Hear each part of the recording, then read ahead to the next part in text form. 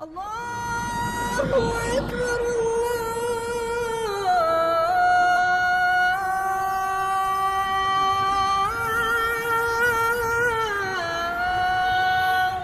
أكبر. بسم الله الرحمن الرحيم. الحمد لله رب العالمين، وصلى الله وسلم وبارك على المبعوث رحمة للعالمين سيدنا محمد وعلى آله وصحبه أجمعين. أما بعد، السلام عليكم ورحمة الله وبركاته. This is a brief introduction of how our Prophet ﷺ used to pray. And this is collected and taken from the authentic Sunnah.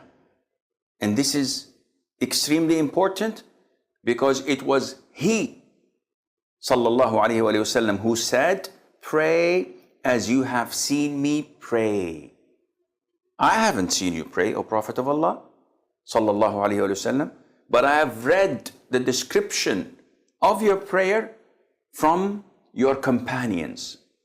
And the hadiths that came to us are found in Bukhari, in Muslim, in Sunan Abi Dawood, Tirmidhi, Ibn Majah, An-Nasa'i, in Al-Mustadrak, in Musnad Imam Ahmad, Muwatta Imam Malik. So many books of hadith.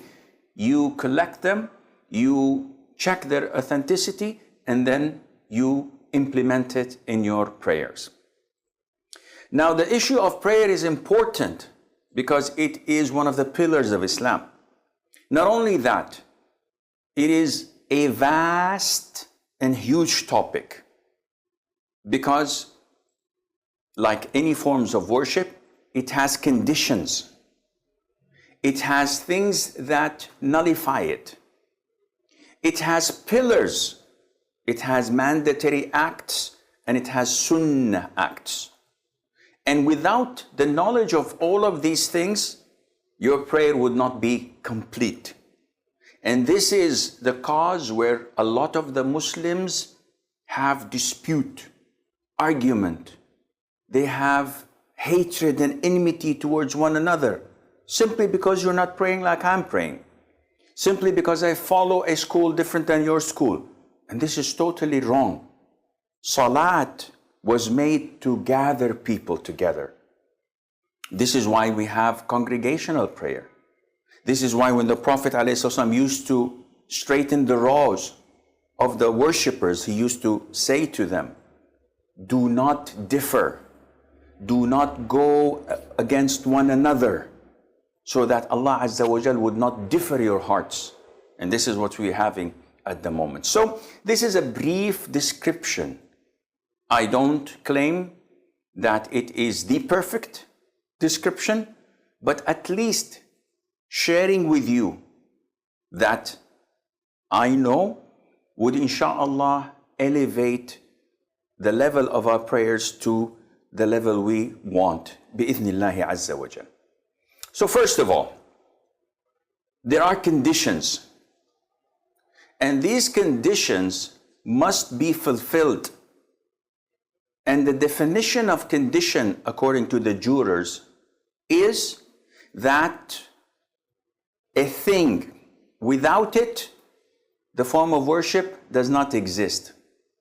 And if it is found and fulfilled, that is the condition, this doesn't mean that it has to be found. What does this mean, Sheikh? I'm confused. I'll give you an example, don't worry. One of the conditions of salat is wudu, ablution. So, if I pray without ablution, my prayer is void. Simple as that. Because the condition was not fulfilled. But if I make ablution, this does not mean I have to pray. I may pray and I may not pray. So when the condition is there, it doesn't mean that I have to perform the form of worship. But if it is not fulfilled, if it's not there, this means that even if I perform the worship, the form of worship, it is invalid. So what are the conditions of salat? There are many. Among them is, first of all, niyyah, or intention. And the intention, some make it as a condition because it comes before the prayer, and some make it as a pillar. And it's more likely to be a condition. So you have to know what you're doing. You have to intend it. And I will not go into the conditions of Salat because this is a long topic. But I have to know whether I'm praying Dhuhr, Asr, Maghrib, Isha or Fajr. I just can't say Allahu Akbar and during the prayer say, what is this? I think it's witr. No, this is not valid. Second condition, facing the Qibla. So if I know the direction of Kaaba, I have to direct myself to it.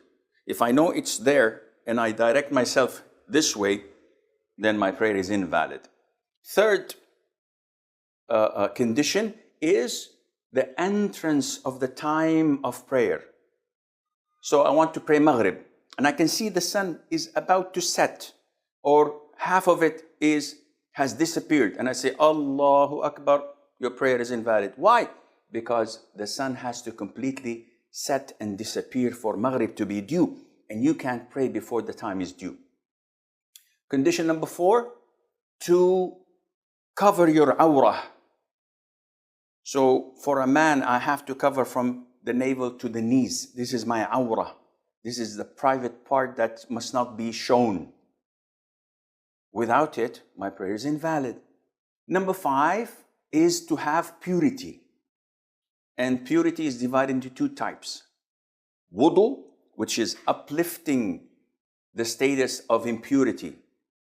Or ghusl, which is uplifting the major state of impurity, the ritual impurity. This is number 1. Wudu or ghusl. Number 2, purity of my body. No najasa, no impurities on it. Purity of my clothes and purity of the spot that I'm praying on. 3 types. These are the conditions. You can look for more details in the books of fiqh, but this is something you have to understand and know. Without it, your prayer is invalid. So be careful. We come to the prayer. I want to pray now. What do? I fulfill the conditions. Okay, my awrah is covered. I have wudu. I'm facing the qibla. The time is due for prayer. So what do? I intend. And how do I intend? Intention is in the heart. It's not something that you verbally say. So if I want to eat an apple, I don't say I intend to eat this green apple in front of me on the table. I just reach out and bite it. This is the intention. So my intention now, in my heart, I don't have to say anything verbally or mentally. I just intend to pray Dhuhr. It is Dhuhr time. I make wudu, I come and I stand. The intention is there. I begin my prayer with a pillar. What is this pillar? You tell me. Wrong answer. The first pillar of Salat is not takbir. The first pillar of Salat is standing up when you're able to do so. So for fard prayers, you don't have the option of sitting down because you're lazy or you feel tired. If you're able to stand up, it's a pillar that you stand up. This is pillar number 1. I'm standing up. I do pillar number 2.